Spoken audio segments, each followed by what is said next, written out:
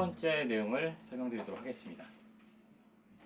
자, 이번에는 콘텐츠로 사는 삶입니다. 콘텐츠로 사는 삶에서는 자동차, 그림, 사진, 집, 유튜브, 책, 그다음에 서점, 여행에 대한 키워드로 내용을 구성을 했습니다. 자, 콘텐츠로 사는 삶이기 때문에 콘텐츠를 계속 만들어내야 되잖아요. 그러면서 제가 산업 구조의 변화를 먼저 설명하는 내용을 앞에 실었습니다. 요즘에 4차 산업혁명 얘기 굉장히 많지 않습니까? 그런 것들을 이해를 하게 되면 콘텐츠를 만들어서 그것을 생산해내서 콘텐츠로 뭐 수익 활동을 한다든가 그 활동을 하는 것이 지금 시대에 맞을 수밖에 없는 이유가 있어요. 사람들이 그냥 갑자기 이게 뭐 누구 한 사람의 경험에 의해서 돈을 벌어다 준다 이런 게 아니라 콘텐츠로 먹고 살 수 있는 시대가 되었기 때문에 이쪽으로 뛰어드는 사람이 많은 겁니다. 그러면서 이제 자동차를 얘기를 하는데요. 4차 산업혁명 뭐 강의를 하시는 분들이나 그런 쪽에 관심이 있어 책을 많이 보신 분들은 알 겁니다. 점점 차는 무인 자동차로 가게 되어 있어요. 무인 자동차로 가게 되면 운전자가 일단 없어지게 되고 사람들은 대중교통 시스템을 더욱 이용하게 되면서 결국은 그 시간 동안 무엇을 할 수 있느냐, 뭐 직접 운전을 하지 않게 되니까 그 시간들이 남게 되는 겁니다. 그래서 이동 시간 동안 소비할 수 있는 컨텐츠가 굉장히 중요하게 되는 거죠. 그래서 지금도 그 퇴근 이후에 지하철에서의 모습을 한번 보세요. 다들 핸드폰으로 어떤 콘텐츠들을 보고 있는 걸 알 수가 있습니다. 뭐 공부를 하시는 분도 있고 방송 영상을 보거나 영화를 보거나 넷플릭스 들어가서 쭉 보던 것들을 시청하시는 분들을 많이 볼 수가 있습니다. 모두 다 컨텐츠를 소비하고 있는 거죠. 자, 그러면서 이제 그림에 대한 얘기도 하는데요. 방송에서 영재발굴단이라고 하는 방송이 있는 거 아시죠? 이 방송에서 보면은 굉장히 재능이 뛰어난 어린이들이 나옵니다. 근데 그 어린이들의 부모 중에서 일부는요, 아이가 이런 재능이 있는 거를 하나도 인정해주지 않고서 오히려 기존에 인정받았던 모습을 따라가기를 원하는 거예요. 뭐 대표적으로 그림을 그리는데 굉장히 섬세하게 잘 그리는 아이, 그 입시 미술 쪽으로 따라가야 된다. 그래서 그쪽으로 이제 뭐 학원을 보내고 또 지금 현재 하는 모습에서 스타일을 아예 바꾸게 만드는 강요하는 그런 부모의 내용이 있었는데 이런 것들도 좋은 컨텐츠를 만들 수 있는 능력의 아이를 컨텐츠가 아닌 평범한 사람으로 만들어버리는 이런 방송들이 상당히 많이 나왔었습니다. 자, 그러면서 뭐 그림 그리는 것도 사실 굉장히 컨텐츠를 만들어서 생산해내는 재능 중에 굉장히 중요하고요. 또 하나가 사진입니다. 사진은 어떻게 보면 그림만큼의 재능은 아니죠. 이거는 이제 후천적으로 노력에 의해서도 사실은 가능한 부분이에요. 손그림 같은 경우는 그렇지는 않지 않습니까? 사진인데요. 지금은 전 국민이 모두 다 핸드폰에 고화질의 사진을 찍을 수가 있습니다. 근데 차이점이 뭐냐면 잘 찍는 사람과 못 찍는 사람의 차이예요. 누구나 찍을 수는 있지만 사진을 굉장히 잘 찍는 사람이 있고 똥손이라고 하죠. 못 찍는 사람이 있어요.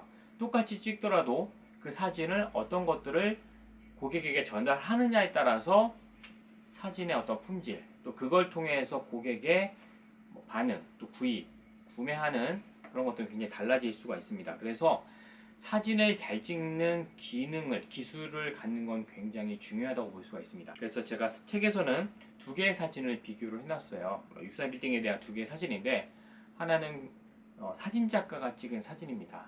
그래서 이 차이점도 한번 보시면서 어떤 느낌을 나도 이런 사진을 찍을 수 있는가, 이렇게 찍으려면 어떤 기능들이 필요한 것인가, 이런 것들도 볼 수가 있고요. 그래서 요즘에 SNS에 보시면 그런 뭐 동영상 강의도 굉장히 많은데 그 중에서 사진을 보정하는 강의를 한다라고 하는 공지가 굉장히 많습니다. 똑같이 사진을 찍더라도 보정을 했을 때 약간 영화 같은 느낌이라든가 또 그림 같은 느낌을 어떻게 만들 수 있는가, 이런 것들이 이제 굉장히 많이 강의가 나오고 있습니다. 자, 그리고 집에 대한 또 설명을 했어요.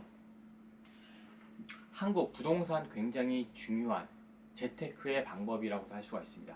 세계 어느 곳에 가나 한국 사람들이 가서 투기를 하게 되면 집값이 굉장히 많이 오른다라는 그런 내용들을 보았을 겁니다.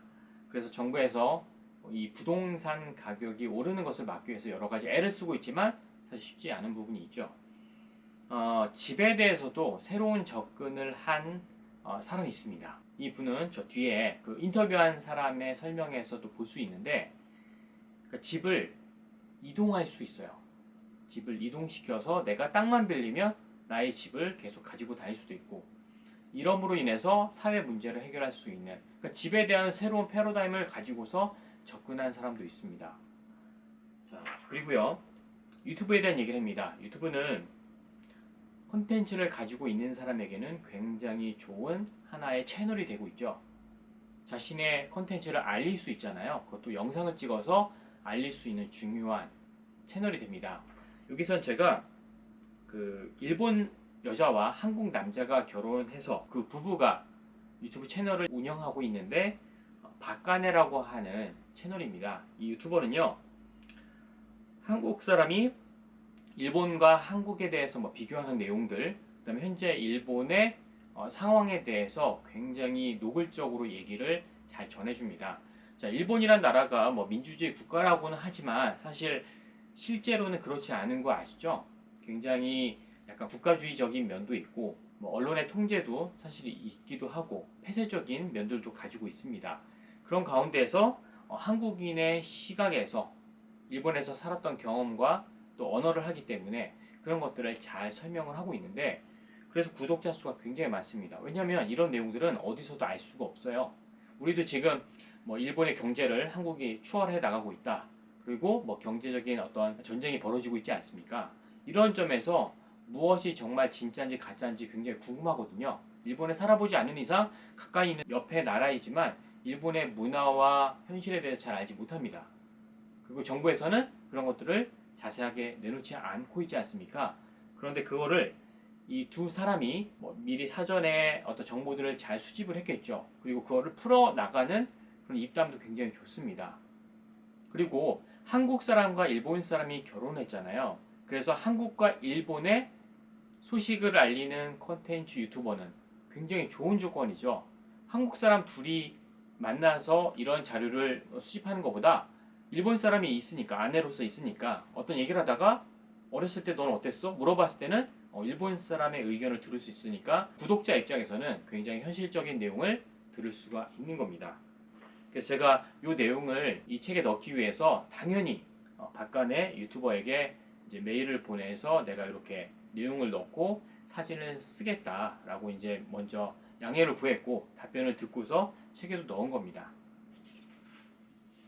자, 그 다음에 책에 대한 얘기를 또 합니다. 책에 대한 얘기는 이전 챕터에서도 있었잖아요. 이번에서도 책에 대한 얘기를 하는데, 책도 나의 콘텐츠를 알릴 수 있는 하나의 채널이지 않습니까? 그리고 책이라는 자체가 어떤 효과가 있어요? 유튜브보다는 좀 무겁잖아요. 그리고 아무거나 쉽게 올린다라기보다는 그래도 검증되거나 또 학술적으로 좀 더 느낌이 좋지 않습니까? 어떤 그런, 그러니까 채널의 약간 효과가 다른 거죠. 느낌도 다르고 성격도 다릅니다.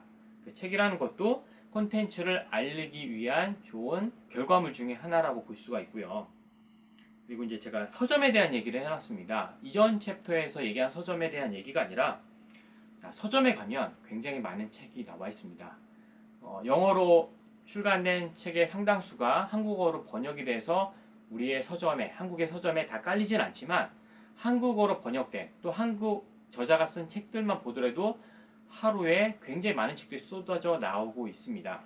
그래서 서점에 가서 책을 보면요, 내가 생각지 못했던 어떤 아이디어들도 얻을 수가 있고요, 좋은 콘텐츠를 얻을 수 있고, 내가 선택한 콘텐츠에 더 다양한 시각에서 볼 수 있는 어떤 정보들을 얻을 수가 있습니다. 그래서 큰 서점, 작은 서점, 헌책방, 어디든 정기적으로 가보는 것이 굉장히 중요하다고 생각이 듭니다.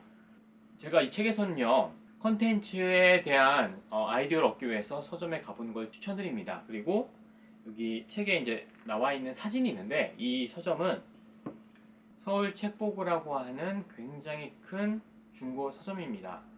아마 국내에서 제일 큰 곳이 아닐까 싶고요. 인테리어도 굉장히 독특합니다. 자, 이곳에 가면 이전 책부터 최신 책까지 볼 수가 있는데, 쭉 한 바퀴 돌면서 책을 찾아다 보면 내가 이런 책들을 좋아하는구나 선택을 하게 되고요. 그거에서 관련된 또 콘텐츠를 만들어낼 수가 있습니다. 어떤 분들은 뭐 이렇게 질문을 해요. 서점에 가서 콘텐츠를 어떻게 발견합니까? 하나하나 어떻게 발견하는지 이것들을 알려줄 수 있는 게 아니죠.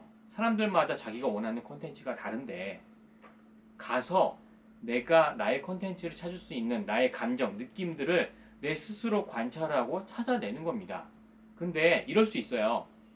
사람마다 그런 것이 잘 되는 사람이 있고 안 되는 사람이 있습니다. 서점 가서 다 봤는데 아무런 것도 저는 뭐 감흥이 있지 않습니다. 떠오르는 것이 없습니다. 이런 사람들은 이 방법이 좋지 않겠죠. 근데 무엇을 하더라도 이런 것들이 잘 떠오르지 않는 사람들이 있어요. 그래서 많은 그 뭐 디지털 노마드에 관련된 책을 쓰신 분들 보면 거기에 이런 내용이 있습니다. 나는 그냥 시간 노동을 하는 사람이냐 아니면 콘텐츠를 생산해내는 사람이냐. 콘텐츠를 생산해낼 수 있는 것이 잘 맞는 사람들은 이와 같은 방법을 통해서 디지털 노마드와 같은 삶을 살 수 있습니다 라고 얘기하지만 단순히 나의 시간을 들여서 수동적으로 일하시는 분들도 있거든요.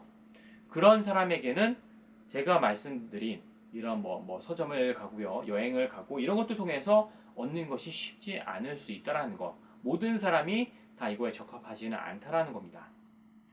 자, 그러면서 제가 여행에 대한 얘기도 합니다. 여행. 여행을 가면 뭐 일단 기분이 좋죠. 여행 갔는데 싫어하는 사람은 아무도 없을 겁니다. 근데 그 여행 자체가 단순히 쉼이냐 아니면 쉼 플러스 어떤 새로운 생각들을 만들어내서 그것이 또 비즈니스로 연결될 수 있는 여행을 하시는 분도 있습니다. 후자라면 여행을 가는 것 자체가 단순히 일정 기간 동안 돈을 들여서 쉬고 오는 것으로 끝나는 게 아니라 그 여행을 통해서 새로운 것들도 만들어낼 수가 있어요.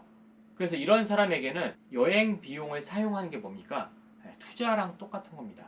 가서 여행으로 놀기도 하지만 투자가 되다 보니까 들인 돈이 나중에 다시 수익으로 들어오게 된다는 거죠. 그래서 여행을 가는 건 굉장히 중요하고요. 이 여행은 꼭 뭐 해외 여행만을 얘기하는 건 아닙니다. 전국에 다 가보셨습니까? 그렇지 않을 겁니다. 극히 살았던 곳, 그 다음에 뭐 출장 갔던 곳 외에는 가보지 않은 곳이 굉장히 많습니다. 그래서 한국 안에서도 내가 다른 도에 있는 도시를 가보는 것도 새로운 생각들을 할 수 있고 새로운 아이디어를 얻을 수 있는 그런 기회를 얻을 수 있고요. 자, 여행을 해본다고 생각을 해보세요. 국내 여러 다른 곳들을 가봅니다. 그러면 각 지역은요, 뭘 가지고 있습니까? 사람은 살고 죽고 이런 일을 반복하면서 살아가지만 지역은요, 계속 그곳에 있었습니다. 그 지역들은 자신만의 스토리를 가지고 있어요. 그러면 내가 그곳에 가게 되면 뭘 얻어올 수가 있는 거예요? 그 지역의 스토리를 얻어올 수가 있고요. 그 스토리는 내가 사용할 수 있는 컨텐츠가 되는 겁니다. 그러면 한국의 땅 전체는 결국 뭘 우리한테 주고 있는 겁니까? 자신으로부터 컨텐츠를 가져가라. 가져가지만 그 컨텐츠를 사용하는 사람들이 다른 겁니다. 어떻게 표현하는지에 따라서 굉장히 다릅니다. 그래서 여행까지 해서 이 챕터 3번에 대한 내용을 마치게 되는데, 자, 컨텐츠로 사는 삶에서 이 부분을 왜 언급을 했냐면 컨텐츠로 사는 겁니다.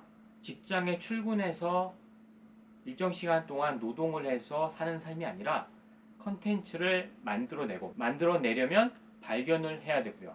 발견을 하려면 가봐야 됩니다. 이런 것들이 가능해야 된다는 거예요. 그래서 콘텐츠를 만들어내기 위해서는 이 머리로 뭔가 내가 콘텐츠를 계속 만들어낼 수 있는 활동들이 이루어져야 되고 그것들을 그림으로 표현하듯이 사진을 찍어서 표현하거나 또 영상을 가지고 표현하고 유튜브로 그것들을 채널을 통해서 사람들에게 알리고 또 책을 만들어서 또 알릴 수도 있고요. 이런 것들이 계속 이어지는 삶이 콘텐츠에 대한 삶인데 이 삶이 자신에게 잘 맞는 사람이 있을 수 있고요. 없을 수 있습니다. 자신은 잘 맞는 삶인지 맞다면 이렇게 콘텐츠를 한번 만들어서 생산해내는 삶을 사는 것도 한번 추천해 드리고 싶습니다. 자, 이럴 때 하나 이제 좀 더 말씀을 드리고 싶은 게 뭐가 있냐면 예전에 제가 봤던 유튜버 중에 이런 게 있어요. 그 먹방입니다. 뭐 맛집을 찾아간다든가 이런 건데 뭐 누군지는 말씀드리진 않겠습니다. 지금은 유튜브를 접은 것 같아요. 근데 한때는 굉장히 유명했습니다. 자, 제가 살고 있는 도시의 재래시장에 와서 이 시장에 있는 음식이 마치 전국에 있는 사람들에게 여러분들 이 시장은 굉장히 특별한 이 도시의 시장입니다 라고 하면서 음식을 먹는 영상을 찍었는데요. 제가 그 시장이 어떤 시장인지 압니다. 왜냐면 제가 가서 먹었는데 일단 위생적이지도 않고 굉장히 맛이 없었습니다. 그래서 그 도시에 사는 사람도 그 시장에 거의 가지 않을 뿐만 아니라 그 시장이 있는 줄도 모릅니다. 근데 그 유튜버는 굉장히 맛있다고 찍은 거예요. 근데 이해가 되는 부분은 그 유튜버의 컨셉은 그거였어요. 그런 시장들을 계속 찾아내서 찍어야 되다 보니까 어느 도시에 있는 대표적인 그 시장이 맛있다라고 얘기할 수밖에 없는 건데, 실제로 거기에 있는 그 도시에 사는 사람이라든가 아니면 그 유튜브를 보고서 방문한 사람들은 굉장히 실망할 수밖에 없는 거죠. 그 실망이 어디로 연결돼요? 이 컨텐츠를 생산해낸 유튜버에게 가는 거죠. 거짓말 영상을 찍은 거지 않습니까? 그래서 이런 것들은 잘못된 컨텐츠를 만들어내는 겁니다. 컨텐츠를 찍었지만 막상 찍으러 갔어요. 유명하다고 해서 갔습니다. 근데 내가 먹어봤을 때 맛이 없거나 정말 볼품이 없거나 뭐 서비스 제공도 별로 좋지도 않아요. 그런 경우는 어떻게 해야 되겠습니까? 그것을 사실 사실대로 얘기할 수 있는 능력과 비판과 솔직함이 중요하다라고 볼 수 있어요. 사람들은 어떻게 보면 그 유튜버의 콘텐츠를 생산해내는 그 주인의 생각도 궁금한 겁니다. 그게 주관적이지 않습니까? 근데 마치 모든 것들이 그냥 약간 둥글둥글하게 누가 보더라도 그냥 보편적인 그런 콘텐츠는 매력이 상당히 떨어질 수밖에 없습니다. 그래서 여러분들이 콘텐츠를 생산해낼 때는 어떤 나만의 그런 어떤 신조라든가 철학이 있어야 된다는 거죠. 나는 반드시 솔직한 영상을 찍겠다. 나의 주관적인 생각이지만 나는 내가 맛없으면, 내가 아니라고 생각되면 나는 과감하게 비판할 건 하겠다. 뭐 이런 어떤 주관이 있어야 되고요. 아니면 나는 갔을 때 뭐 이러이러한 것들을 하겠다. 뭐 그런 것들에 대한 3계명을 정한다든가 이런 것들을 했을 때는 그 사람의 고객은 이것들에 대해서 믿고 신뢰할 수가 있게 되는 거죠. 그래서 컨텐츠를 만들어내는 것 또한 컨텐츠에 해당하는 나만의 철학을 가지고 만들어내는 것이 중요하다고 볼 수가 있고요. 대한민국 땅, 더 나아가서는 전 세계가 여러분이 컨텐츠를 가져가기를 원하고 있다는 거. 자, 이 부분 한번 잘 생각해 보시면 도움이 될 것 같습니다.